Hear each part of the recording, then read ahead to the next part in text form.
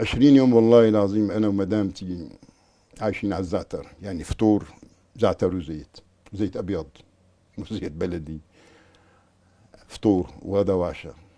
إيه يعني ضاقت كتير حالي. قلت بعدين لا بيع السيارة، مش بلا يعني احنا بدنا نعيش كمان يعني، مرة بدنا نظلمها ونظلم حالنا.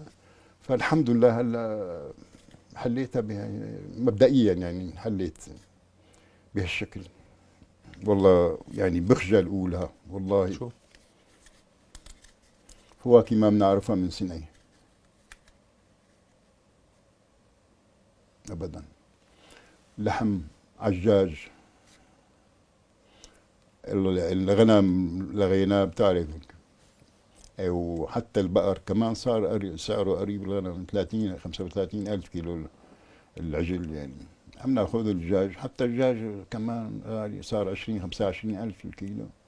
ماشي حالنا الحمد لله، بس مستورة يعني. هذا الشيء معاناة كبيرة كل يوم. انت كيف بدك تكمل حياتك هيك يعني؟ قد ما جبت مصاري عم يروحوا بعملة هيك.